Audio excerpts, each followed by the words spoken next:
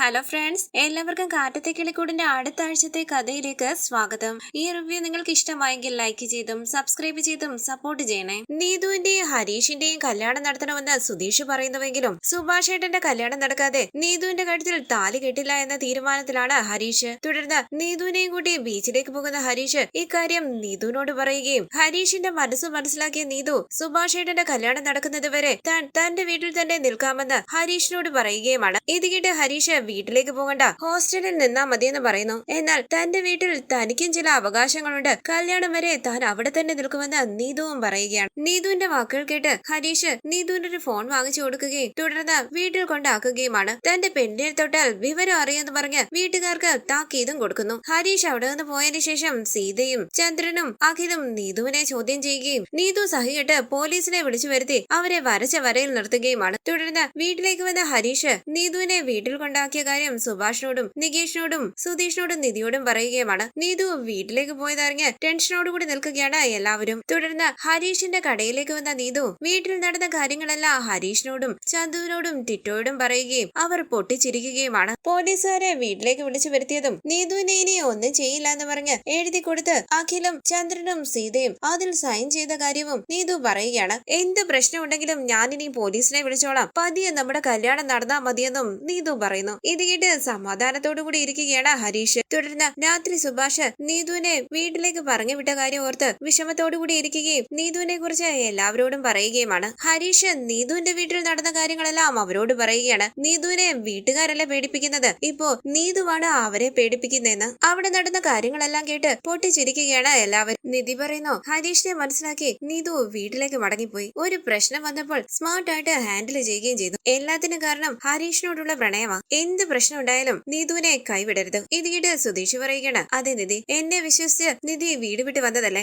അപ്പൊ നിധിക്ക് എന്നോട് എന്തോരം വിശ്വാസം ഉണ്ടായിരിക്കും. എന്ത് പ്രശ്നം ഉണ്ടായാലും ഞാൻ നിധിയെ ജീവിതാവസാനം വരെ കൈവിടില്ല. ഇത് കേട്ട് എല്ലാവരും ടെൻഷനോടുകൂടി സുധീഷിനെ നോക്കുകയാണ്. നിധി വളരെ ദേഷ്യത്തോടുകൂടി സുധീഷിനെ നോക്കുമ്പോൾ ടെൻഷനോടുകൂടി സുധീഷ് മനസ്സിൽ പറയുകയാണ്. അയ്യോ, പറയാൻ പാടില്ലാത്തതാണല്ലോ പറഞ്ഞത്, സോറി നിധി. നിധി വളരെ ദേഷ്യത്തോടുകൂടി സുധീഷിനെ തന്നെ നോക്കിയിരിക്കുമ്പോൾ എസ്കേപ്പ് എന്ന് പറഞ്ഞ് സുധീഷ് തന്റെ ഭക്ഷണവും എടുത്തുകൊണ്ട് അവിടെ നിന്ന് ഓടി പോവുകയാണ്. അടുക്കളയിലേക്ക് ഓടി വന്ന സുധീഷ് സമാധാനത്തോടുകൂടി നെഞ്ചത്ത് കൈവച്ച് നിൽക്കുമ്പോൾ എല്ലാവരും നിധിയെ ശ്രദ്ധിക്കുകയാണ്. സുധീഷ് മറിഞ്ഞു നിന്ന് നിധിയെ നോക്കുന്നു. ഭക്ഷണം കഴിച്ചുകൊണ്ടിരിക്കുന്ന നിധി ചിരിക്കുകയാണ്. ഇത് കണ്ട് എല്ലാവരും പുഞ്ചിരിച്ച് മുഖത്തോട് മുഖം നോക്കുമ്പോൾ നിധി ചിരിച്ചു എന്ന് പറഞ്ഞ് സന്തോഷത്തോടുകൂടി തുള്ളിച്ചാടുകയാണ് സുധീഷ്. അതിനുശേഷം കാണിക്കുന്നത് പുറത്തിരുന്ന നഖം വെട്ടുന്ന ഭാസ്കറിന്റെ അരികിലേക്ക് വന്ന നിധി ചോദിക്കുന്നു, ഇവിടെ എല്ലാവരുടെയും അച്ഛനല്ലേ നിങ്ങള്? സുഭാഷ് ഏട്ടൻ ഇനിയും കല്യാണം ആയിട്ടില്ല. ഒരച്ഛൻ എന്ന നിലയിൽ മകന്റെ കല്യാണം നടത്തേണ്ട ഉത്തരവാദിത്വം നിങ്ങൾക്കല്ലേ? എന്റെ വീട്ടിൽ എന്റെ ചേട്ടന്റെ കല്യാണം നടത്തിയത് എന്റെ അച്ഛനാ. ഒരു നല്ല പെണ്ണിനെ കണ്ടുപിടിച്ച് ഭംഗിയായി കല്യാണം നടത്തി. അപ്പൊ ഭാസ്കരൻ പറയുകയാണ്, നിന്റെ ചേട്ടന് കല്യാണം നടത്തിയ ആ ഉത്തരവാദിത്തമുള്ള അച്ഛനാ ഉത്തരവാദിത്തം ഇല്ലാതെ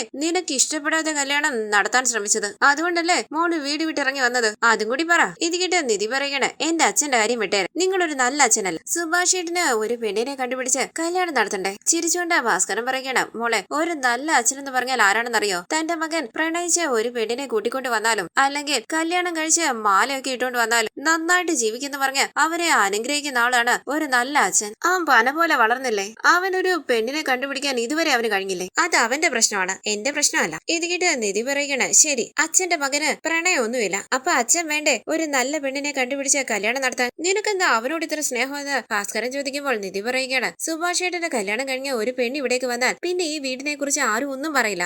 അറിയാവുന്നവരോടൊക്കെ സുഭാഷ് ഏട്ടനെ കുറിച്ച് നല്ലത് പറഞ്ഞ് സുഭാഷ് ഏട്ടന് പറ്റിയ പെൺകുട്ടികളുണ്ടോന്ന് ഒന്ന് അന്വേഷിക്കണം. അപ്പൊ ഭാസ്കരൻ പറയുകയാണ്, നീ ഈ വീട്ടിലേക്ക് വന്നിട്ട് കുറച്ചു നാളായില്ലേ? ഈ നാട്ടിലുള്ളവർക്ക് ഭാസ്കരൻ ഒരു കൊലയാളിയാണ്. എന്റെ മകന് പെണ്ണന്വേഷിച്ച് ഞാൻ ഇറങ്ങിയാൽ ആരെങ്കിലും തരുമോ? നീ ഇങ്ങനെയൊക്കെ എന്നോട് പറഞ്ഞത് അകത്തിരിക്കുന്നവന്മാർ അറിഞ്ഞാലുണ്ടല്ലോ നിന്നോടായിരിക്കും അവര് ദേഷ്യപ്പെടും. തുടർന്ന് സുധീഷിന്റെയും നികേഷിന്റെയും ഹരീഷിന്റെയും അരികിലേക്ക് വന്ന നിധി സുഭാഷിന്റെ കല്യാണകാര്യത്തെ കുറിച്ച് സംസാരിക്കുകയാണ്. സുഭാഷ് ഏട്ടന് വേണ്ടി ഒരു പെൺകുട്ടിയെ കണ്ടെത്താൻ എല്ലാവരും നന്നായിട്ട് ശ്രമിക്കുന്നുണ്ടായിരുന്നു. ഇപ്പൊ എന്താ അതൊന്നും ഇല്ലാത്തത്? നിങ്ങളുടെ ചേട്ടന്റെ കല്യാണം നടത്തണമെന്ന് നിങ്ങൾക്ക് ആഗ്രഹമില്ലേ? അപ്പൊ സുധീഷ് പറയണേ, ഞങ്ങൾക്ക് എല്ലാവർക്കും സുഭാഷ് ഏട്ടന്റെ കല്യാണം നടത്താൻ ആഗ്രഹമുണ്ട്. ഇത് കേട്ട് നിധി പറയണ, ആഗ്രഹം ഉണ്ടെന്ന് പറഞ്ഞിട്ട് ഇരുന്ന് ഫോണിൽ തോണ്ടുകയാണല്ലോ, ഇങ്ങനെയാണെങ്കിൽ കല്യാണം നടക്കൂ? അങ്ങനെ നിധി സുധീഷിനെയും നികേഷിനെയും ഹരീഷിനെയും വഴക്ക് പറഞ്ഞ് എത്രയും പെട്ടെന്ന് സുഭാഷ് ഏട്ടനെ പറ്റിയ ഒരു പെൺകുട്ടിയെ കണ്ടെത്തണമെന്ന് ആവശ്യപ്പെടുകയാണ്. തുടർന്ന് നിധിയും നികേഷും സുഭാഷിന്റെ വിവാഹകാര്യത്തെ കുറിച്ച് സംസാരിച്ച് ബസ് സ്റ്റോപ്പിലേക്ക് വരുമ്പോൾ അവിടെ ഇവിടെ ഒരു പെൺകുട്ടി നികേഷിനെ ശ്രദ്ധിക്കുന്നുണ്ട്. നികേഷും ആ പെൺകുട്ടിയെ ശ്രദ്ധിക്കുന്നു. നിധി ചോദിക്കുന്നു, എന്താടാ ആ പെണ്ണിനെ സൈറ്റ് അടിക്കുകയാണോ? കുറെ നേരം ആയല്ലോ കണ്ണി നോക്കുന്നു. അപ്പൊ നികേഷ് പറയണേ, ഏട്ടത്തി, ഞാൻ നോക്കിയതല്ല, ആ പെൺകുട്ടി ഇങ്ങോട്ട് നോക്കിയതുകൊണ്ടാ ഞാൻ നോക്കിയത്. ചുമ്മാ പറയല്ലേന്ന് നിധി പറയുമ്പോൾ നികേഷ് പറയണ ഏട്ടത്തി നോക്കിക്കോ, ഞാനിപ്പോ നോക്കുന്നില്ല, അവൾ ഇങ്ങോട്ട് തന്നെ നോക്കി നിൽക്കും. ഇത് കേട്ട് നിധി ആ പെൺകുട്ടിയെ ശ്രദ്ധിച്ചിട്ട് പറയുന്നു, അതേടാ അവൾ ഇങ്ങോട്ട് തന്നെയാ നോക്കുന്നത്. അപ്പൊ നികേഷ് പറയണ ഏട്ടത്തി അല്ല നോക്കുന്നത്, എന്നെയാ നോക്കുന്നത്. നികേഷ് പറയണ അവൾ എന്നെ മാത്രം നോക്കുന്നത്. ഏട്ടത്തിക്ക് മനസ്സിലായില്ലേ? ഈ അടുത്തിടയ്ക്കെങ്ങാണ്ട് ഇങ്ങോട്ട് താമസം മാറി വന്നവരാ. നികേഷ് പുഞ്ചിരിച്ച ആ പെൺകുട്ടിയെ നോക്കുമ്പോൾ ആ പെൺകുട്ടിയും നികേഷിനെ തന്നെ നോക്കുകയാണ്. ചിരിച്ചുകൊണ്ട് അവരെ തന്നെ നോക്കി നിൽക്കുകയാണ് നിധി. തുടർന്ന് നിധി സുധീഷിനോട് ആവശ്യപ്പെടുകയാണ്, എത്രയും പെട്ടെന്ന് സുഭാഷ് ഏട്ടനൊരു ജാതകം റെഡിയാക്കണം. ഇതുവരെ പെണ്ണ് കാണാൻ പോയ വീട്ടിലൊന്നും ജാതകം ചോദിക്കാഞ്ഞത് എന്താന്നാ എന്റെ അത്ഭുതം. ഇത് കേട്ട് നികേഷ് പറയുകയാണ്, അത്രയ്ക്കൊന്നും പോകാറില്ല ഏട്ടത്തി, ചെന്നിരിക്കും, പെണ്ണ് കാണും, അതും ഇതും പറഞ്ഞ് വേണ്ടാന്ന് പറഞ്ഞു പോരും. അപ്പൊ സുധീഷ് പറയുകയാണ്, രണ്ട് വീട്ടിലും ഇഷ്ടപ്പെട്ട് ചെറുക്കനും പെണ്ണിനും ഇഷ്ടപ്പെട്ടാലല്ലേ ജാതകം നോക്കൂ. ഭാസ്കറിനോട് സുഭാഷിന്റെ ജാതകം ഉണ്ടോന്ന് നിധിയും സുധീഷും അന്വേഷിക്കുന്നുവെങ്കിലും ഇല്ലാന്ന് പറഞ്ഞ ഒഴിഞ്ഞു മാറി പോവുകയാണ് ഭാസ്കർ. തുടർന്ന് ഭാസ്കറിൽ നിന്നും സുഭാഷ് ജനിച്ച ഏകദേശ സമയമൊക്കെ മനസ്സിലാക്കി ഒരു ജാതകം എഴുതിപ്പിക്കാൻ തീരുമാനിക്കുകയാണ് സുധീഷ്. തുടർന്ന് ഹരീഷും സുധീഷും ഒരു ജോത്സ്യനെ വന്ന് കാണുകയും സുഭാഷ് ജനിച്ച സമയവും തീയതിയും ഒക്കെ പറഞ്ഞുകൊടുത്ത് ഒരു ജാതകം എഴുതിപ്പിക്കുകയുമാണ്. ദോഷങ്ങളൊന്നുമില്ലാത്ത നല്ല ജാതകമായിരിക്കണമെന്ന് അവർ പ്രത്യേകം പറയുന്നു. തുടർന്ന് സുഭാഷിനൊരു വിവാഹാലോചന വരികയും പെണ്ണ് വീട്ടുകാർ കിളിക്കൂട്ടിലേക്ക് വരാനായി തീരുമാനിക്കുകയുമാണ്. സാധാരണ ചെറുക്കൻ വീട്ടുകാരല്ലേ പെണ്ണ് കാണാൻ പോകുന്നതെന്ന് നികേഷ് ചോദിക്കുമ്പോൾ സുധീഷ് പറയണ അവർക്ക് ഈ വീടൊക്കെ കാണുമെന്ന്, അവരിങ്ങോട്ട് വരുന്നത് പറയുമ്പോൾ നമ്മൾ വേണ്ടാന്ന് പറയാൻ പറ്റില്ലല്ലോ. തുടർന്ന് പണിസ്ഥലത്ത് നിന്നും സുഭാഷിനെയും കൂട്ടി അവിടേക്ക് വരികയാണ് ഹരീഷ്. വീടെല്ലാം വൃത്തിയാക്കി ഇടുകയാണ് നികേഷും നിധിയും സുധീഷും. അവിടേക്ക് വന്ന സുഭാഷിനോട് വിവാഹാലോചനയെ കുറിച്ച് അവർ പറയുകയാണ്. ഇപ്പൊ എന്താ പെണ്ണ് കാണാൻ പോകാനാണോ എന്നെ കൂട്ടിക്കൊണ്ടു വന്നതെന്ന് സുഭാഷ് ചോദിക്കുമ്പോൾ നിധി പറയുന്നു, അല്ല സുഭാഷ് ഏട്ടാ, പെണ്ണിന്റെ വീട്ടുകാരെ ഇങ്ങോട്ട് വരും, പെണ്ണ് വരില്ല. എല്ലാം ഓക്കെ ആണെങ്കിൽ നമുക്ക് അവരുടെ വീട്ടിൽ പോയി പെണ്ണ് കാണാം. അങ്ങനെ സുഭാഷിനെ സമ്മതിപ്പിച്ച് നല്ലൊരു ഡ്രസ്സൊക്കെ ഇട്ട് വരാനായി ആവശ്യപ്പെടുകയാണ് നിധി. ഭാസ്കറിനോടും നല്ലൊരു അച്ഛനായി അവിടെ ഇരിക്കണമെന്ന് നിധി ആവശ്യപ്പെടുന്നു. നിധിയുടെ വാക്കുകൾ കേട്ട് അതിനെന്താണെന്ന് പറഞ്ഞ ഭാസ്കരൻ സന്തോഷത്തോടു കൂടി ഹോളിലേക്ക് ഇരിക്കുകയാണ്. സുഭാഷ് ഷർട്ടും മുണ്ടും ഒക്കെ എടുത്ത് അവിടേക്ക് വരുമ്പോൾ എല്ലാവരും വളരെ സന്തോഷത്തോടു കൂടി സുഭാഷിനെ ശ്രദ്ധിക്കുന്നു. തുടർന്ന് പെണ്ണിന്റെ വീട്ടുകാരെയും കൂടി ബ്രോക്കർ അവിടേക്ക് വരികയാണ്. അവർ കാറിൽ നിന്നും ഇറങ്ങാത്തതുകൊണ്ട് അരികിലേക്ക് ചെന്ന് കാര്യം അന്വേഷിക്കുകയാണ് സുധീഷ്. അവർ രാഹുകാലം കഴിഞ്ഞിട്ടേ വണ്ടിയിൽ നിന്നും ഇറങ്ങുമെന്ന് പറഞ്ഞിരിക്കുന്നു. തുടർന്ന് 15 മിനിറ്റിന് ശേഷം അവരെല്ലാവരും വണ്ടിയിൽ നിന്നും ഇറങ്ങുകയാണ്. ഒപ്പം ഒരു ജോത്സ്യനും ഉണ്ട്. അകത്തേക്ക് കയറി വന്ന് അവരെ സന്തോഷത്തോടു കൂടി സ്വീകരിക്കുകയാണ് എല്ലാവരും. സുഭാഷിനെ അവർക്ക് ഇഷ്ടപ്പെടുകയും വീടിന്റെ ലക്ഷണമൊക്കെ കൊള്ളാമെന്ന് പറയുകയുമാണ്. തുടർന്ന് പെണ്ണിന്റെ അച്ഛൻ പറയുന്നു, ജാതകം ചേരുമെങ്കിൽ മാത്രം നമുക്ക് ഈ കല്യാണവുമായി മുന്നോട്ട് പോയാൽ മതി. പയ്യന്റെ ജാതകം എവിടെയെന്ന് അവർ ചോദിക്കുമ്പോൾ സുധീഷ് ജാതകം എടുത്തു കൊടുക്കുകയാണ്. ഇത് കണ്ട് കണ്ണു തള്ളിയിരിക്കുകയാണ് സുഭാഷും ഭാസ്കരനും.